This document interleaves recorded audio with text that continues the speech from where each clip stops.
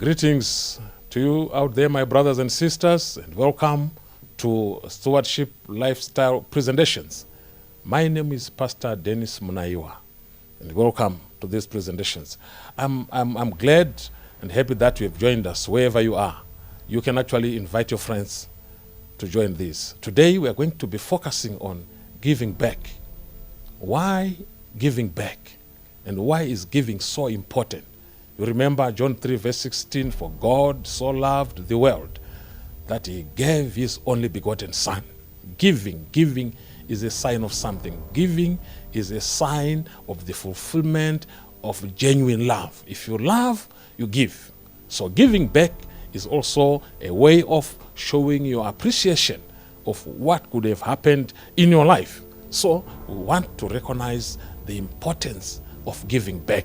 And to take us through this presentation, we are going to make reference to one biblical story that took place in the Bible, 1 Samuel chapter 25. If you have time, you'll read it, but I'll just give you an abridged version of it. 1 Samuel chapter 25 gives us a story of a man called Nabal. Nabal was described as one of the richest men in his time, a richest man in that region, and his business was into sheep and camels. That was big business. If today we were to compare Nabal with the businesses of today, he was a great farmer, probably also in the trucking business and so forth and so on. So Nabal was a man, a married man and a businessman. That's number one. He was a married man and a businessman. His wife's name was Abigail. Okay? And these two lived together. At some point, David, when he was running away from Saul, he had also to take care of Nabal's shepherds and flock when they were in the desert looking after Nabal's flock. David and his men would be defending those raiders who may want to steal and take Nabal's flock by force. So David took it upon himself and his men to defend Nabal's flock day and night when these guys were in the wilderness. No, so time for shearing the sheep now came. Nabal's men took all the flock back home. And David heard that Nabal is now shearing his sheep. And that was big time for business when business people like Nabal are now busy shearing and taking the wool from the sheep. That was now the height of business because that wool was actually needed and on great demand in the market. So in earnestness, David had to send these guys. They're in the wilderness, running away from Saul. Their supplies had run out. So guys, go to Nabal. Ask him, you've been sent by David. Can we have some bread? Can we have some wine? Can we have some raisins? Please, whatever you can afford, give us. And the guys went to Nabal as they were sent by David. What happened? When they got to Nabal, they introduced themselves. And the salutations from David, they conveyed to Nabal. But this is what Nabal said. Nabal said, in an insult, who is David, the son of Jesse? He asked that question. Do you think Nabal did not know who David was? He knew. That's why he said to David's forces, who is David, Jesse's son? That was an insult. And he said, I cannot give of such a man, a fugitive, my bread and my water. That's the Nabalic attitude, I would say. And what happened? So, when David heard the message from his guys to say, Nabal in fact insulted you, what did David say? David organized his army and he took 400 men and said, prepare your spears, your bows and arrows. We want to go and deal with Nabal. Why? He has been so ungrateful. For many days, many months, when his shepherds were in the wilderness, we used to defend them and take care of his sheep. why couldn't Nabal be grateful just by giving us some water and bread? So they prepared to go. But before they could even start on their journey to go and avenge of what Nabal had done, one of the servants went to Nabal's wife Abigail and said,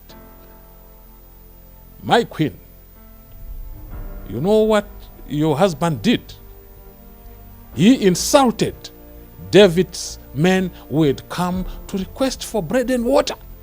Upon hearing this, Abigail made haste and asked the maid servants, prepare some bread, prepare some raisins, prepare some figs, prepare everything that she could. And she loaded those foods on the donkeys and started towards the mountains where David was, to go and at least appease and intercede, because David was already coming to deal with Nabal's attitude. And they met on the way. What happened? Abigail fell on her knees, and David was so merciful on her. What happened next? You know, it's so amazing. These are some of the couples we see today. One couple is very generous. One spouse is very generous. One spouse is so stingy that it actually causes some dissonance in that marriage.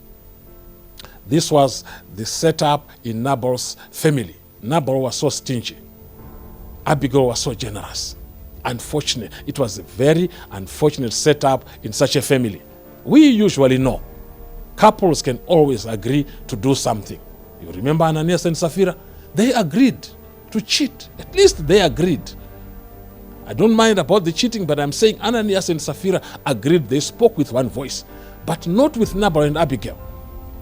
Abigail was so generous, and she had to intervene and intercede on behalf of her, I would say, stupid, stingy, foolish husband. So she met David on the way, and David accepted the offer and stopped there and then. He did not proceed to kill Nabal. But I want you to look at this thing. Why not giving back? We must always give back as a sign, number one, of appreciating the source. Where these things are coming from, we must always appreciate, and God is the source of everything. And why not giving back to God? Is God so quiet about how we should give back? No. God says, whatever you get, the 10th does not belong to you. Of grain, of animals, even of money. A 10th belongs to God. Over and above that, God says, tithes and offerings, you must always be grateful and give back. Now, the Nabal narrative here is giving us a picture of exactly of how some people do behave.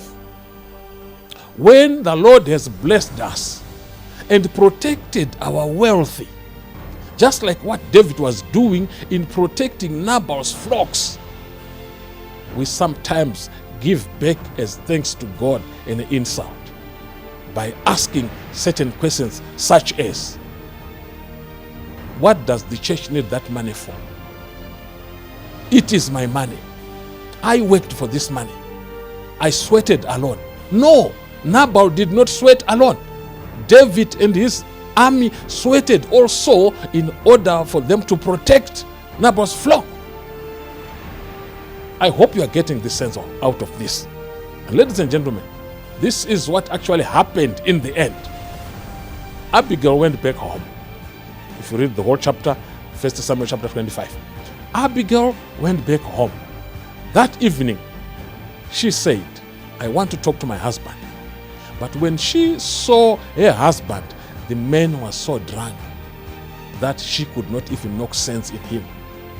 She left Nabal like that until the next morning. Next morning, she went and talked to her husband. Daddy, do you remember what happened yesterday? And Nabal said, what could have happened? Yes, there were guys who were sent by David here. Yeah, I remember them. And as she was narrating what happened and the disaster that was looming upon their family as David was about to attack that family, Nabal got a stroke. Not only a stroke, a major stroke. He stroked, a major stroke. And the Bible says that stroke took him for 10 days. And on the 10th day of suffering that stroke, verse 38, the Lord struck Nabal and he died. So who killed Nabal? God killed Nabal. Why? Because Nabal insulted God's servant David. How and why? He refused to give that which he was supposed to give. Ladies and gentlemen, when the Lord has blessed us, let's not insult him. That would lead to death.